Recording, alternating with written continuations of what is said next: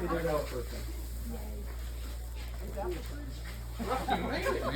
Pears. Good flight? No. I heard. I heard all about it. Yeah.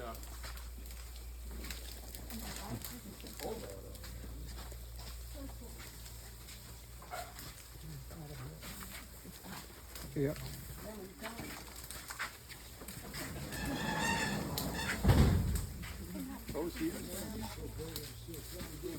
Okay, right here in the beginning, if you'll notice over the top of these first 7 rows, there's name tags all the way across them.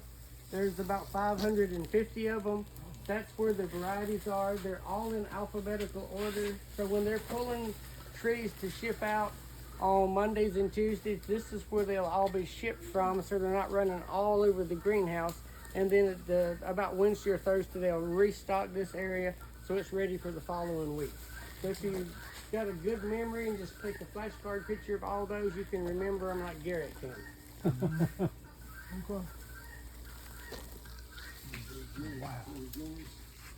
Okay, so this tree right here is one we don't grow anymore. This is early pride. It's not quite as cold hardy as some of the varieties we need here. Dr. Chaparro that is speaking tomorrow, this is one of his creations. Excellent fruit, just absolutely wonderful, but not quite as cold hardy as we need. When we get to right here, you can look down this table here. This is how we do our grafting. When our rootstock gets big enough that we're ready to graft it, each of these dividers is a different variety. If you'll notice, some of them we only did 24 of them. Some we'll do 36. Some we'll do 3,000 of.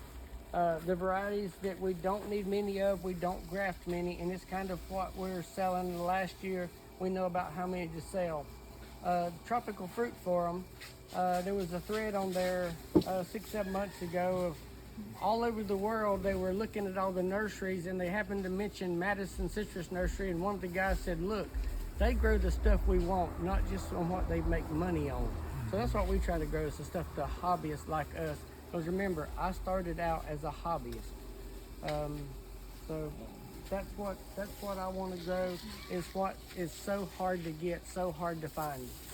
Rock Cristiano back here from California Clonal Protection Program. I aggravate the snot out of him, always trying to find that one more variety that I don't have. And he'll tell you, I order some crazy stuff. Always got crazy questions. You think y'all are obsessed? He can tell you I'm obsessed. Yeah. Okay, we'll turn left and go right here. This right here was a Ribido table, now grafted to I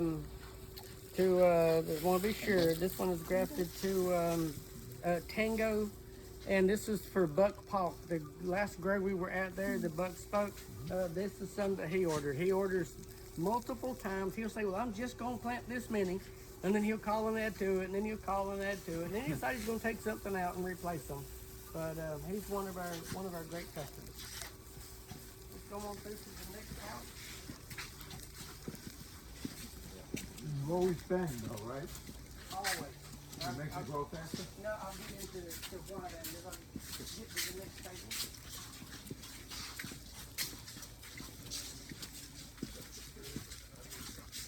The Rubido is like the tripolar, right? Rubido is one of the original tripoles. It's just You got a lot of forms?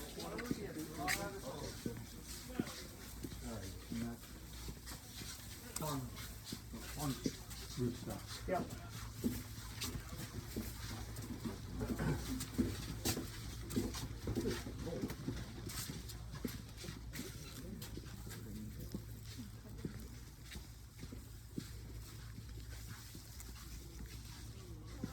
These over and leave them before you start grafting?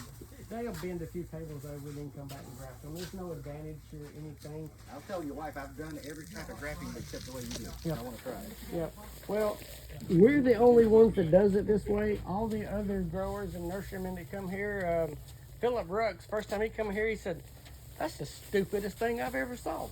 He said, what percentage you get? I said, around 95 to 99. He said, I can't argue with that, continue on.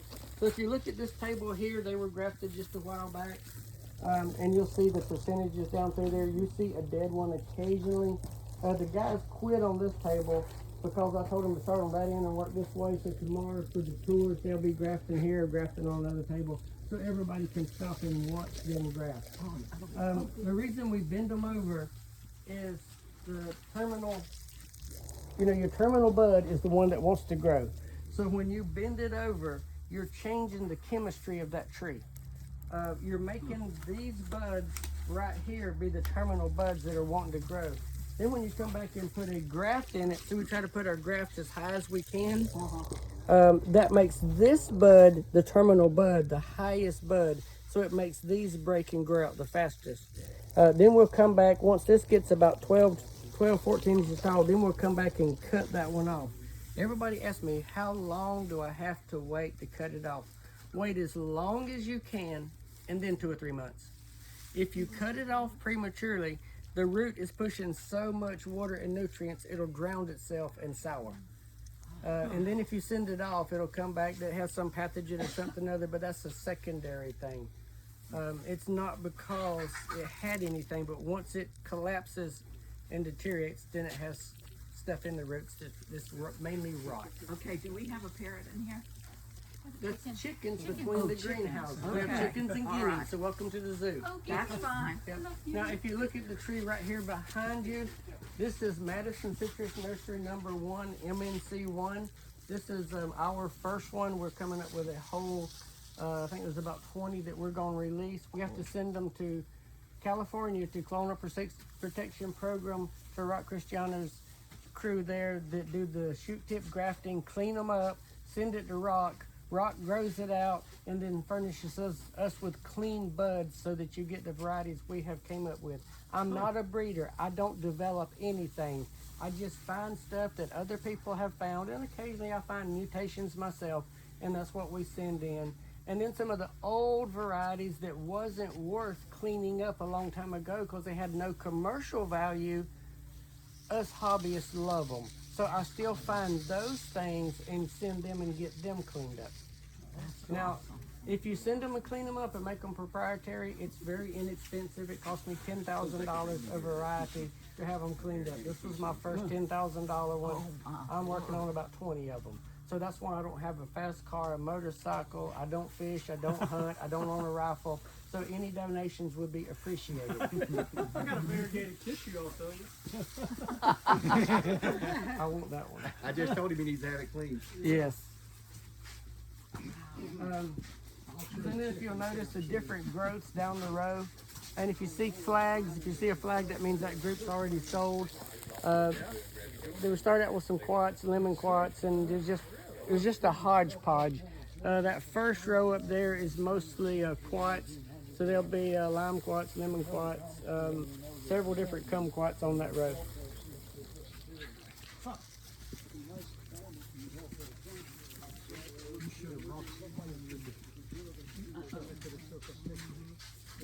If we come on up to here, we'll see that this table is mainly Meyer lemons. We sell a tremendous amount of Meyer lemons. And you can see the percentages down through there. The guys do really good grafting. They probably got 99% to take on that table. The table there behind you is the rootstock table. They're not quite big enough to graft. We'll probably hold those over till January, February. And by March, we'll be pretty much through with our grafting, but we hold some tables year round in case a farmer places an order. We've always got rootstock to put some orders on.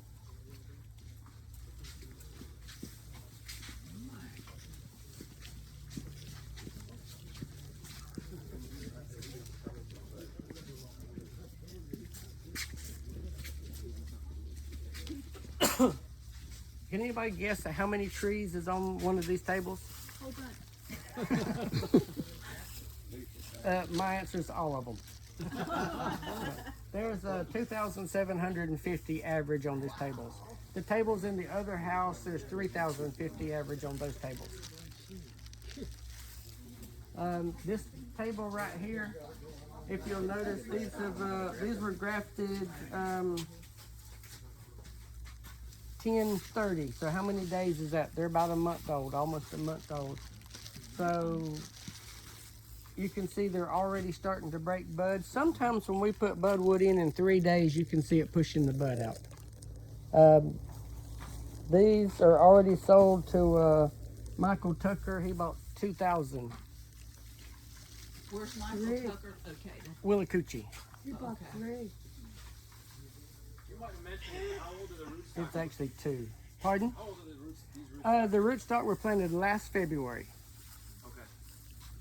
I'll speak to you in a minute. Yeah, we plant them in just open beds, and then we pull them out, look at the roots to be sure the roots are relatively straight, and then we plant them in this size pot. We don't ever put them in a plug. A lot of growers grow them in plugs, but the problem with growing them in a plug is you can't tell if it has a J-root in it. We got in a little turmoil with one of our growers originally about J-root, but then we found out he'd killed 57 deer in the grove. They stayed stunted. He didn't put cold protection on them, and they died. So he had to have somebody to blame. So it was J-root. But we make sure. What does that cause? What does the J-root cause on the rootstock? Nothing. It'll just make the tree fall over when it gets to a big tree. When it comes down and goes over, it's just another hinge point, and we want a straight trunk. Okay. It doesn't kill the tree, but he said it killed the tree because they died in a freeze. But when the deer keep them dwarf, they still try to grow all through the winter. They don't go dormant. You said the first part of the process that I missed, and I apologize, but before they make them into these tree pots, where do you start? We'll have beds like this that don't have pots in them or wire on them. We just put plastic in there, put 3 inches of soil, just broadcast the seed. They're that tight. Yeah. And then we put 1 inch of soil over them. And then when they grow up, we pull them all out, bare root, and then plant them in here. All right. Okay. Thank you. These were February 25 rootstock. Yes. Yeah, the rootstock is about a year old when we start grafting. We start grafting at 8 or 9 months old. But then some of it we hold over.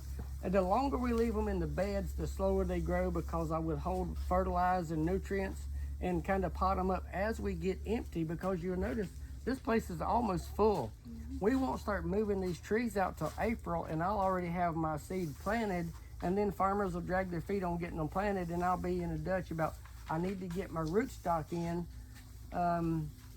So it's always, the rootstock's ready to transplant, but I don't have plants moved out fast enough. Those heaters on the end, you use them? Oh, yeah. Yes.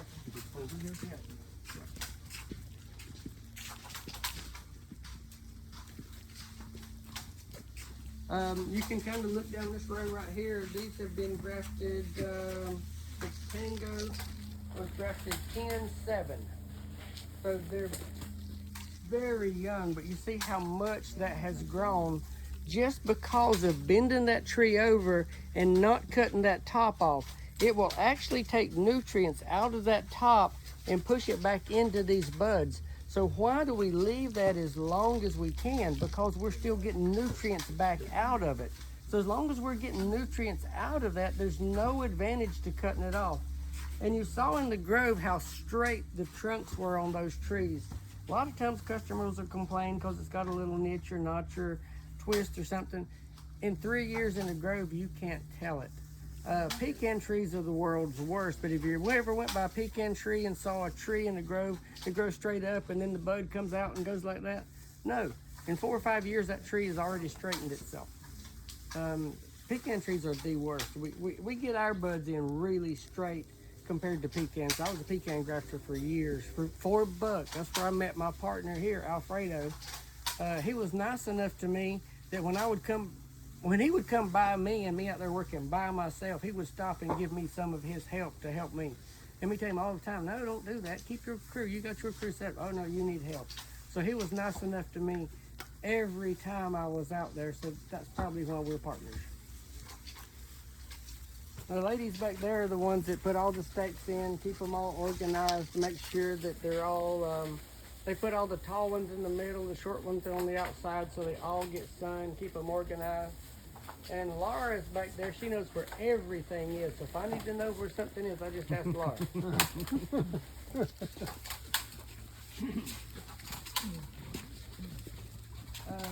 This is rain pear lime.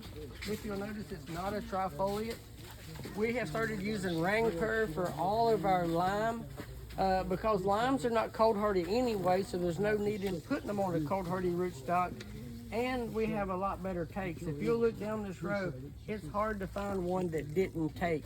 So when you're getting 100% take, almost 100%, you just can't get any better than that.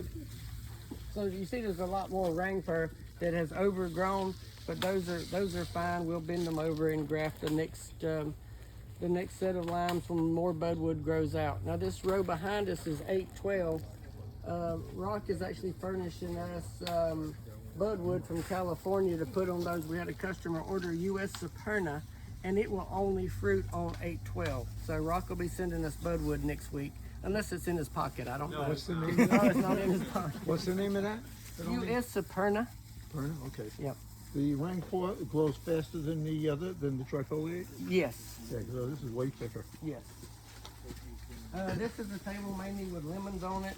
That's a table with a little bit of everything on it. This table here is 812 also. Those that want to watch grafting, if you'll walk in front here and walk down and watch the boys, don't take it over and do it for them now. But y'all can walk down and watch the boys. And I say boys in a young, loving way. I was thinking talking 30 minutes ago.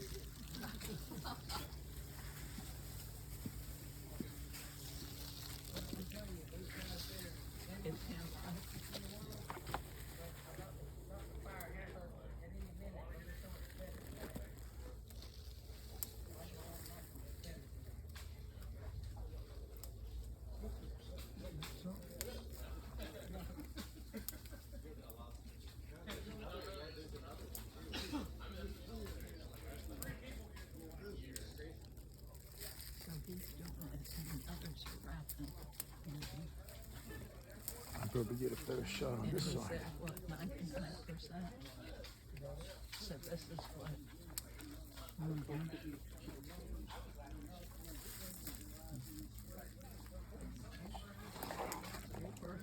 Oh, you're using parafilm.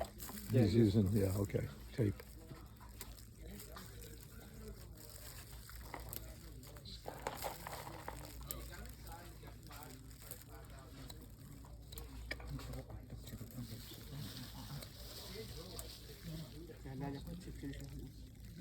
Chicken scallops, yeah.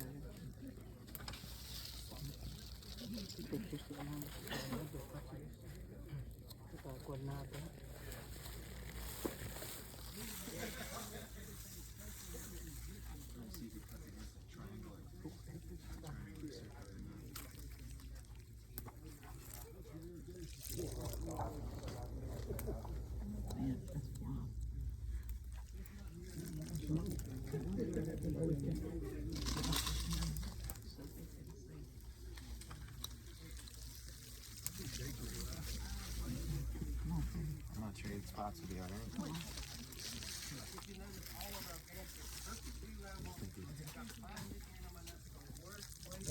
Everybody will tell you you cannot grow standing in water. My guys are good enough to know that when they water, the water goes through and absorbs. We don't want to see any water in that tray over about 4 hours. We want it all absorbed. If they put too much in it there over 4 hours, they know to back off on it. And when they're watering, as they're watering with this hand, they're weighing the trees with this hand to kind of see where they need to put extra water. And you know, you can come along and look at a tree way down there and tell if it needs more water. So guys learn pretty quick about. And I want the same guys watering the same areas every time, so they make a mental note of what needs more and what needs less. And the other benefit to that too was all the fertilizer and everything else. None of it's wasted. It's already absorbed. That was brilliant. Another thing is USDA requires us to drench our trees twice a year with a solution of imidacloprid that puts 4 ounces of the solution in that pot.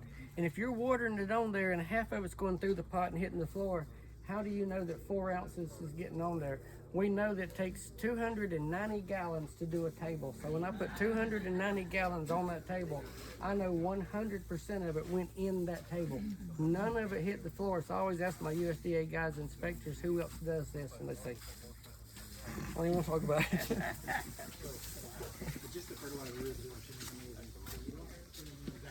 How about TS4? pots.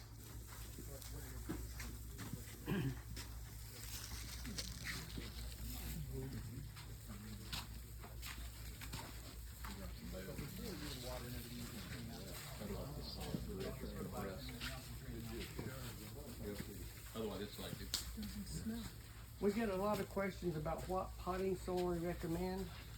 I stumbled across this. I was at a citrus convention, and there was a guy there selling soil or trying to sell soil, and he sat there all day, and every time I walked by, I was friendly. I talked to him every time I walked by. Nobody else talked to him all day. On my way out afternoon, he said, "You want to smell soil?" I said, "Shoot, I'll try anything." So I brought it home. He gave me a card. I used it. About 6 months later, the trees in that soil had outgrown everything. So I frantically hunted his card, and I called him up and said, "Mark, you might not remember me. I'm the guy you gave that bale of soil to." He said, "You tried it, didn't you?" I said, "Well, I'm calling you." He said, "How much you want to order?" So I ordered a container of it. You have to order a whole semi-container, and it's made local. Made in Lithuania. Not, yeah, Lithuania. How It many comes cubic through yards China. is that? They have just changed it. It's 4 cubic feet, I think, 4 point something. Oh, the cubic container. feet.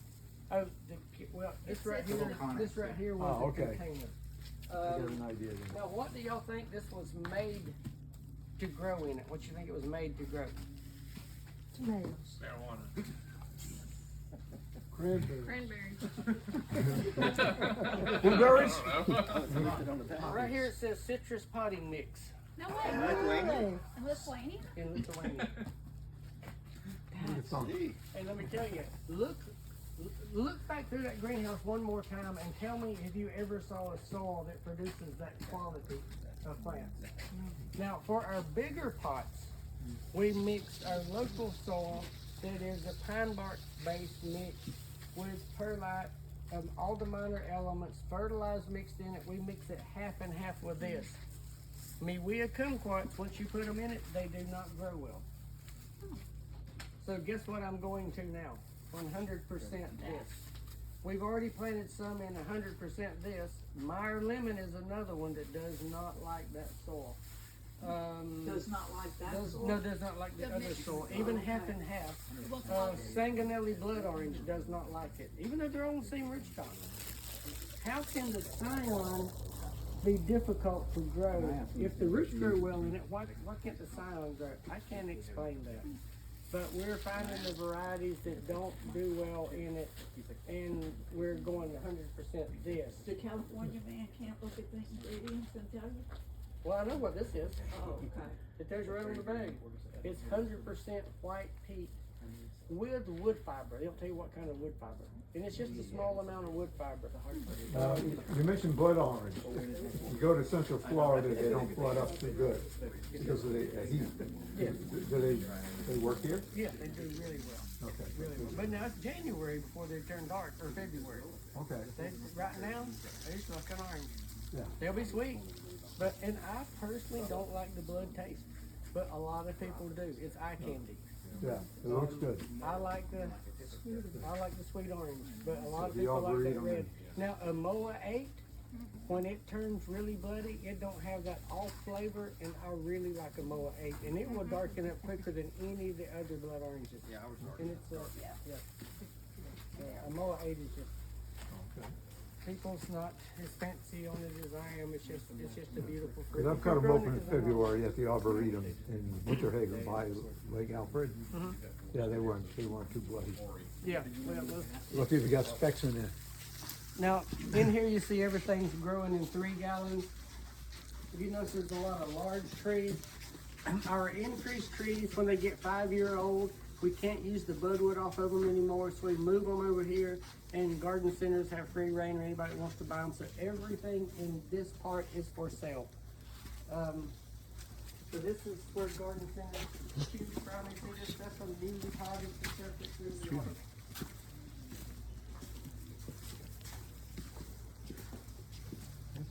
We'll talk about greenhouses for a few minutes. If you notice, these greenhouses are gutter connects. You'll never see any like this anywhere. I did research and development for a little company called Atlas Greenhouse Systems for years. I asked them about this several times, and they always said, no, that won't work. So when I started building this, I talked to the guy that owned the place again, told him what I was doing, and he said, Herschel, we've talked about that, it won't work. I said, I've already got 2 bays put up. So he came and he said, well, why didn't you do that when you worked for me? I said, well, why didn't you let me do it like I wanted to? He said, I just can't believe how well that worked. And then I always wanted to put fans in the middle, because where is your hottest air in a greenhouse? It's in the middle and it's in the top. So it costs me more to put that in, but it gets the hot air out. Come on. And this is all custom made here. We make all of this. You do the welding, you weld it too? Most other things? Yeah, I build everything here. You did. Well, You're talented. one of my employees actually does it all, but I show him what to do. And I thought I liked citrus and I came here, but I'm not 5-10%.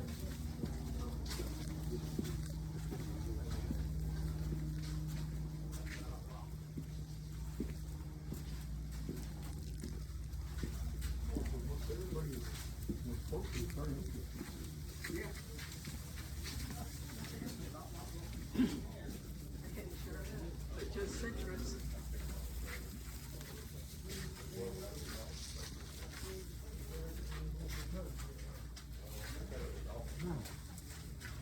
this is for when we have farmers pulling large orders in the spring. Everybody wants their order the same day, but if they'll give me the order a week in advance, we can pull all the orders and put them in here. Then we can close this door and have pressure on this room, so we can leave the other door open and everything can go out. If you'll notice right here on the left, these dreadful looking trees, somebody ordered these trees, somebody, I don't know who, but they were just dreadful looking. Interesting. Was that you, Zach? Yeah, they look terrible. I get a discount on those. Don't I? Are you taking it back with you? I'm coming in April to get Green lump, you're getting all those.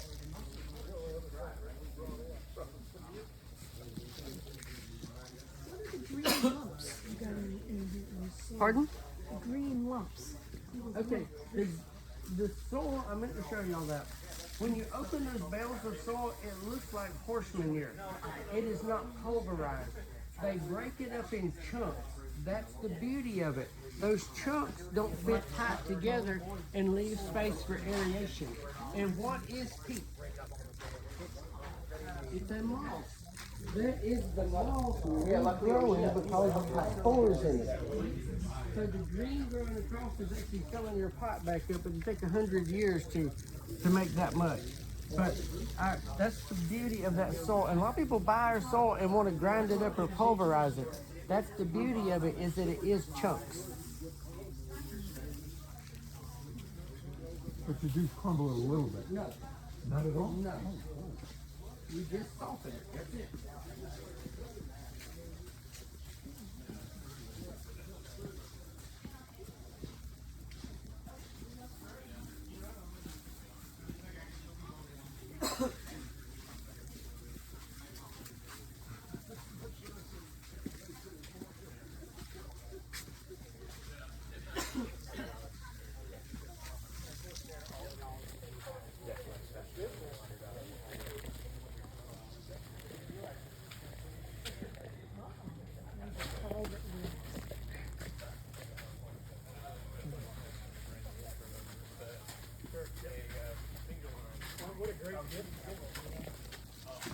Herschel, you're gonna give me $10 if I find you a Telfair 6-inch pot?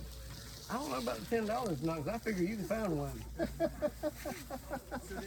Okay, you know, y'all realize we're pretty close to Florida.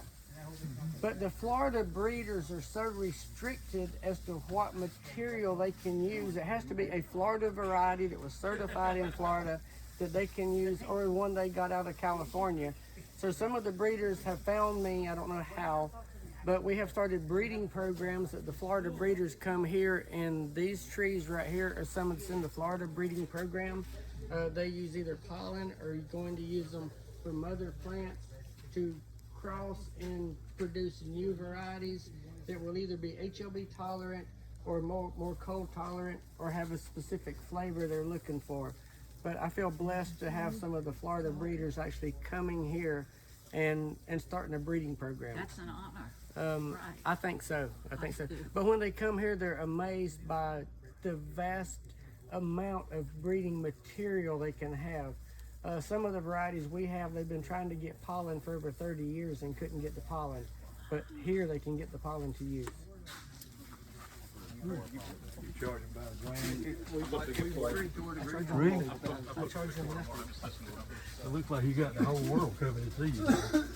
To me, what greater legacy could I leave than to say that we helped with a breeding program that produced one thing that was decent? That's right.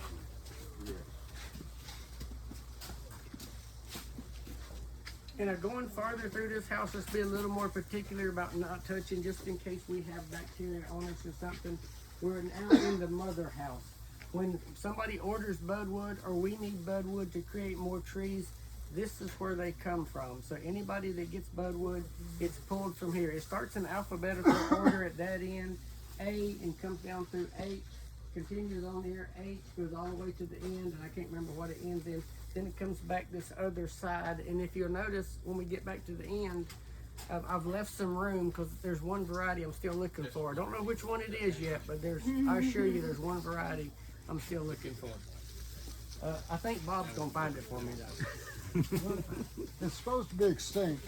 Well, of course it was a single.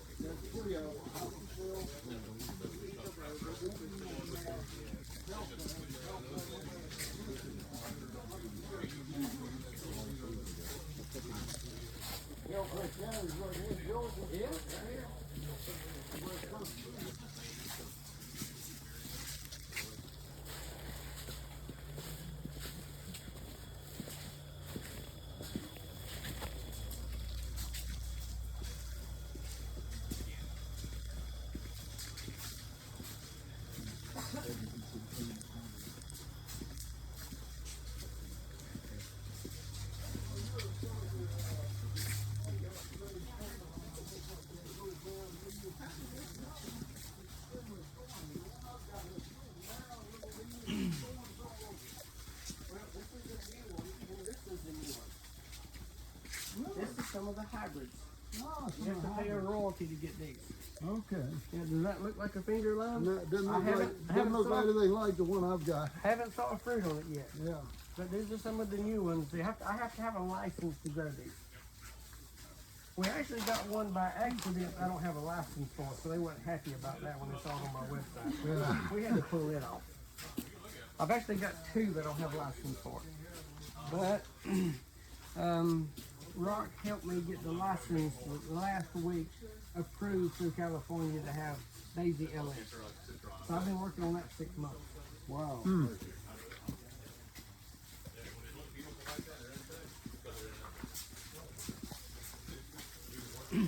Now, if you'll notice, not only our tables are on plastic, everything in here is on plastic. That way it helps me with all the chemicals that I put in the plants. It's all absorbed. I don't have to think how much went in to know how much more to put on. I know 100% of my fertilizer, 100% of everything I put on. When we put everything on plastic, how much do you think it cut my water use down? It cut my labor down by 2/3. When you can cut labor by 2/3, you're putting money in the bank. So it cut my labor by 2/3, covering everything with plastic. Not to say what it did for my fertilizer, knowing all my chemicals are in there, and weed control. Tremendous good on weed control. I got tickled by USDA inspectors. To start with, our Georgia inspectors didn't know nothing about inspecting greenhouses, so a Florida inspection group would always come with them. To start with, they didn't have Georgia inspectors, so Florida inspected us, and two of them came in the door and they just stood there and they looked at each other. And I'm thinking, I'm in trouble now. What have I done? I said, what? He said, where's the weeds? They're used to weeds being that deep in greenhouses in Florida. Oh my gosh. I don't get paid to grow weeds. I can't tolerate weeds.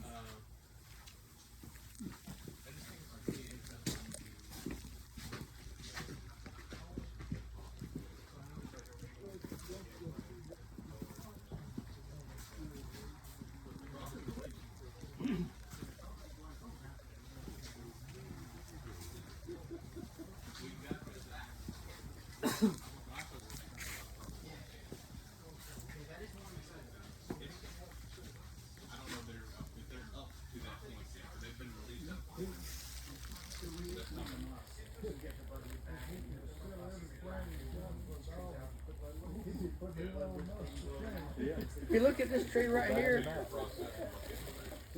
it looks like it has a disease. The leaves are becoming really narrow.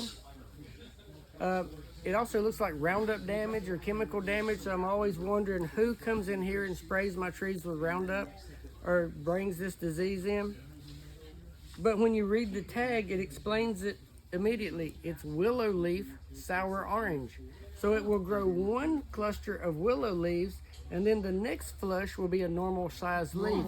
So every other flush is different. They use this because they know that it is HLB tolerant, and they use it to breed with other varieties to get a little bit bigger fruit or a little bit more cold hardy fruit, or trying to get the HLB tolerance in there. So it is, even though it's a sour orange, they're breeding it with sweet oranges, hoping to get the HLB tolerance without the sour taste.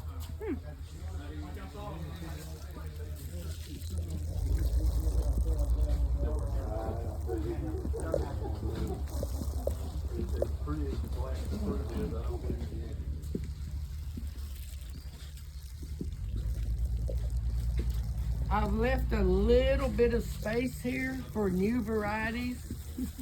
I'm in no hurry to fill it up. If I have it done by January, I'll be happy. But you got to remember now, we started here 7 years ago. So the last time they had the expo in Valdosta, you had not even started. No, I had started Triple B Nursery up at our farm. Yes. So we had Triple B, Yes. but it consisted of 2 small greenhouses. Yeah, I think we rode by, but we didn't stop. I think Yeah. because we could, We did. yeah, because we couldn't find it. We couldn't tell where it was. Yep, But we could see we the did. greenhouses, so we Yep, we didn't did stop. go by. Well, you had to go through my cousin's yard and all the way to the That's back of the why, field. because I said I'm not going to get shot. Well, that's what you're supposed to do, is go back there. When you're invited to snoop, you have to snoop. Yeah, we did. Yeah, We didn't know if we were at the right place. So I didn't wanna If get you shot. see greenhouses, you gotta ask somebody.